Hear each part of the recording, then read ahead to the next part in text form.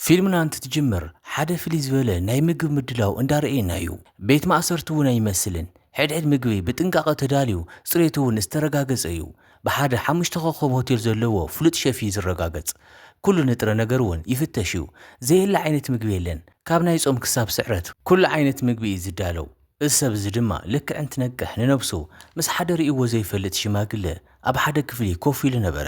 ካብኡ ድማ ኣበይና ዘለና ኢሉ እንተሓቶ እቲ ሽማግለ ሰብ ድማ ኣብ መበል 47 ፎቅ ከም ዘለው ይነግሮ።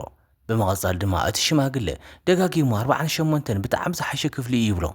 እቲ ሓድሽ እሱር ድማ ናብ ታሕቲ ይርኢ፣ ኮይኑ ግን ንምቑፃር እኳ ኣይምችን። ናብ ላዕሊ ቅንዕ ኢሉ እንትርኢ ድማ ተመሳሳሊ ነገር ጥራሕ ይርኢ፣ ንምምላጥ እኳ ኣይሓስብን። ካብኡ ድማ እቲ ሽማግለ ሰብኣይ ሓደ ትርኣስ ኣብቲ መሬት ይገብር፣ ቀፂሉ ድማ ብብርኩ ይንብርኻኽ። እቲ ኣብ ቅድሚኡ ዘሎ እሱር መንእሰይ ግን እቲ ሽማግለ ልደት እንዳኽበረ ከም ዘሎ ይሓሲቡ፣ ኮይኑ ግን ዘይተጸበዮ ነገር ይኸውን። ድሕሪ ሓደ ደቂቕ ሓደ ገጅፍ ዝተዘርግሐ እምኒ ካብቲ ላዕሊ ይወርድ። እዚ እምኒ እዚ ድማ ብምግቢ ዝተመልአ እዩ። ዘየላ ዓይነት ምግቢ የለን። እቲ ሽማግለ ድማ ምግቢ በሊዑ ዝፈልጥ ኣይመስልን። ብዘይምቁራጽ ምግቢ ናብ ኣፉ የእቲ። እቲ ሓድሽ እሱር ግን እቲ ምግቢ የጽልኦ። እቲ ሽማግለ ድማ እንዳነገሮ ነበረ እንተነኣሰ እኳ ንእሽተይ ንኽበልዕ፣ ምኽንያቱ ድማ እዚ ቤት ማእሰርቲ እዚ ካብቶም ካልኦት ይፍለ እዩ።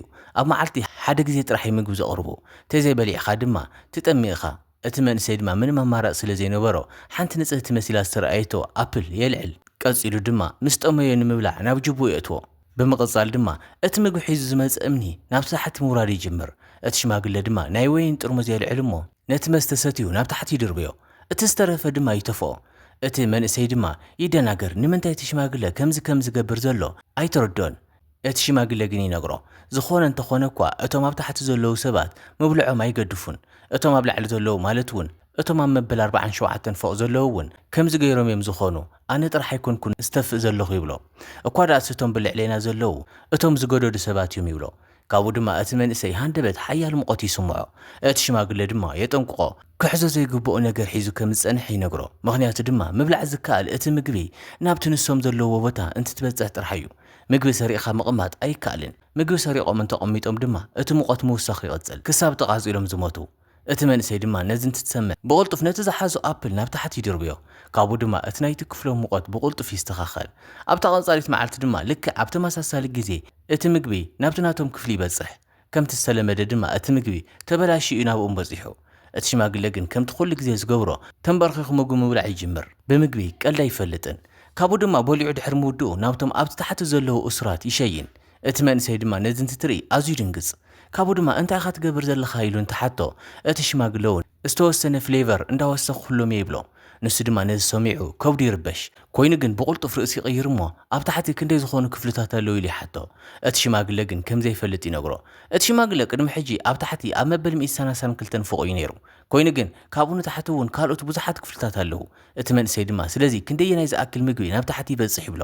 እቲ ሽማግለ ድማ ናብኡ ኣይኮነን ምግቢ ሽንቲ እንኳን ኣይበጽሕን ኢሉ ይምልሰሉ። እቲ መንእሰይ ግን ይደናገር። ነቲ ሽማግለ እንትትሪኦ ዝጠመየ እኳ ይመስልን፣ ኮይኑ ግን እቲ ሽማግለ ካራ ያውፅእ ከምኡ እውን ካልእ መንገዲ ከም ዝነበሮ ይዛረብ። ንዘይ ምጥማይ እቲ መንእሰይ ድማ ን3 መዓልቲ ምግቢ ኣይበልዕን። ኣብ መወዳእታ ግን ካብዘን ላዕሊ ምጽዋር ይኣብዮ። ካብኡ ድማ ቀስ ኢሉ ሓደ ቆጻል ኣደጉራ ኣልዒሉ ምጣዓም ጀመረ። ኮይኑ ግን ነቲ ጣዕሙ ብቕልጡፍ ክሎምዶ ኣይከኣለን። ቀስ ብቐስ ግን እቲ መንእሰይ ይላመዶ። ቀፂሉ ድማ ፍጹም ነቲ ሽማግለ ከቕንኦ ጀመረ። ብዘይ ምንም ሓሳብ ብሸለልትነት ምግቢ ምብኻን ይጅምር። ክሳብ ቮሚት ዘብሎ ይበልዕ። ኮይኑ ግን ዝኾነ መዓልቲ ሓንቲ ዝሓረቐ ሰበይቲ ኣብቲ ናይ ምግቢ እምኒ ኮፍ ኢላ ናብቲ ክፍሎም ትመጽእ። ወዳ ዝጠፍኣ ሰበይቲ እያ ነይራ። ካብኡ ድማ እቲ መንእሰይ ቅልጥፍ ኢሉ እንታይ ከም ዝተፈጠረ ይሓታ። ኮይኑ ግን እታ ሰበይቲ ተጨኒቓ እያ ዘላ። እቲ ሽማግለ እውን ያጠንቅቆ ኣብ ዘይምልኮቶ ነገር ጣልቃ ንከይኣቱ ይዛረቦ። ዝዓበደት እያ ይብሎ። ከምኡ እውን ነቲ ወዳ ንምእላሽ በብወርሒ እያ ትመጽእ ይብሎ። ካብኡ ድማ እቲ መትሐዚ ምግቢ ነታ ሰበይቲ ሒዙ ናብ ታሕቲ ይወርድ። ኮይኑ ግን እቶም ኣብ ታሕቲ ዘለዉ ክልተ ወዳት ነታ ሰበይቲ ጎቲቶም ይወስድዋ። እቲ መንእሰይ ድማ ነዚ እንትትርኢ ብኣውያት ቀውጢ ይገብሮ። ጠጠው ከብሎም ደልዩ ነበረ። ከምኡ ናብ ታሕቲ ክወርድ ደስ ይብሎ። ኮይኑ ግን ኣብ ሕድሕድ ክፍሊ ናይ 6 ሜትር ርሕቐት ኣሎ። ካብዚ ዘልኢሉ ማለት ድማ ወይ ድማ ኣካል ጉድኣት እዩ ትርፉ።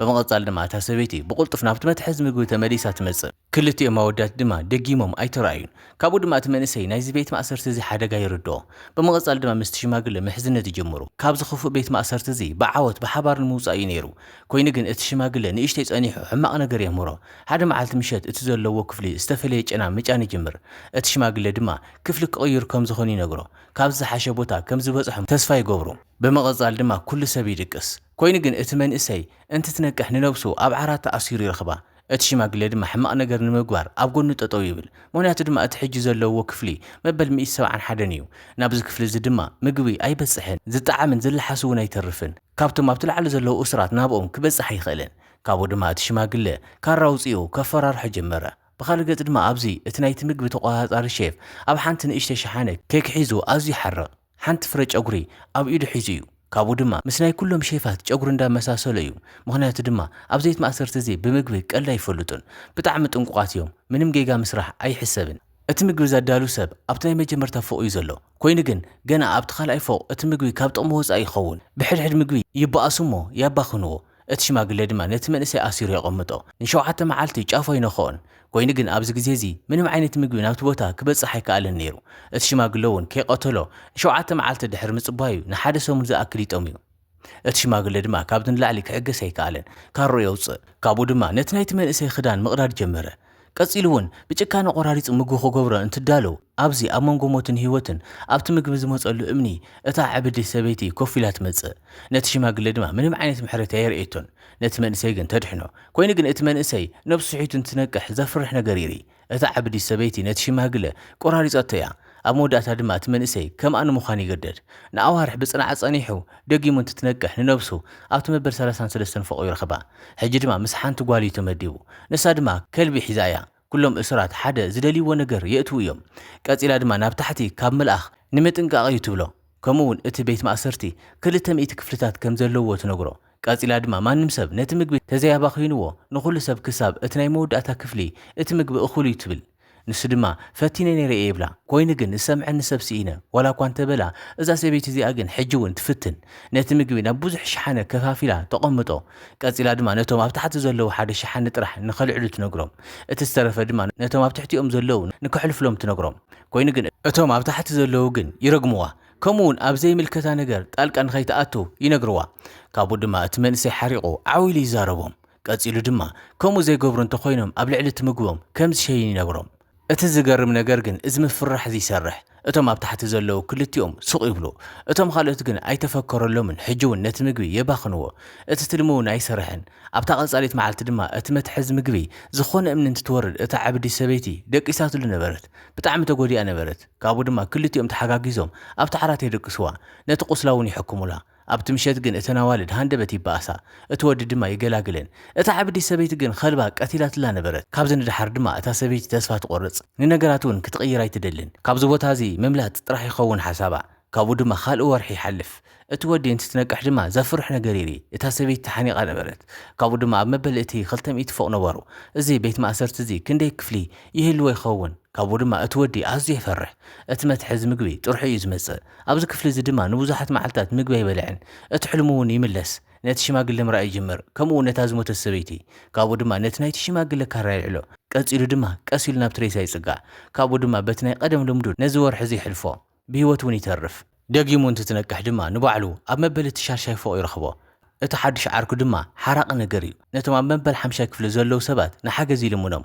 ንምምላጥ ቀረባ ቦታ እዩ ነይሩ ንከምልጥዎን ንክሕግዝዎን ይልምኖም ቀጺሉ ድማ ገመድ ይድርቢ ካብኡ ድማ ተንጠልጢሉ ይድይብ ኮይኑ ግን ልክዕ ኣብቲ መበል 50 ፎቕ እንትትበጽሕ ኢዱ ይዝርግሐሎም ንክስሕብዎ እዩ ነይሩ ኣብ ክንድኡ ግን ብቦክሱ ይሃርምዎ ብምቕጻል ድማ እቶም ኣብ ሻርሻይ ፎቕ ዘለዉ ጽቡቕ ምግቢ ይበጽሖም እቶም ኣብ ታሕቲ ዘለዉ ግን ኣብቲ መቐመጢ ምግቢ ይጻወቱ ካብኡ ድማ እቲ ሓደ ሰብ ሓደ ሓሳብ የምጽእ ምስቲ መቐመጢ ምግቢ እንዳወረዱ ኩሎም እሱራት ማዓረ ምግቢ ንኽረኽቡ ንምግባር ይሰማምዑ ካብኡ ድማ ነቲ ናይ ዓራቶም ሓፂን ይሰብርዎ እሞ ንምክልኻል ይዳለዉ ቀጺሎም ድማ ናብቲ ናይ ምግቢ እምኒ ድይዎ ካብኡ ድማ ናብ ሕድሕድ ክፍሊ እንትትበጽሕ ድማ ከምቲ ዝሓሰብዎ እንዳፈራርሑ እቲ ዘድልዮ ምግቢ ጥራሕ እንዳሃብዎም ነበሩ እቶም ፈራሓት ይእዘዝዎም ነቶም እምቢ ዝበልዎም ድማ ኣብ ርእሶም ብምህራም የሰናብትዎም ኣብ መንጎ እዚ ግን ናብ ሓደ ክፍሊ ይበጽሑ ሓደ ሽማግለ ሰብኣይ ነበረ ካብኡ ድማ እቲ ጸሊም ሰብ እንትሪኦ ኣዝዩ ድንግጽ ቅድሚ ሕጂ ይፈልጦ እዩ እቲ ሽማግለ ጥበበኛ እንዳተባሃለ እዩ ዝፍለጥ ካብኡ ድማ ሓደ ምኽሪ መኽሮም ዝኾነ ይኹን ሰብ ነታ ኣብቲ ማእኸል ዝተቐመጠ ጥዕምቲ ኬክ ንከይበልዓን ናብቲ ሼፍ ንኽትምለስ ይነግሮም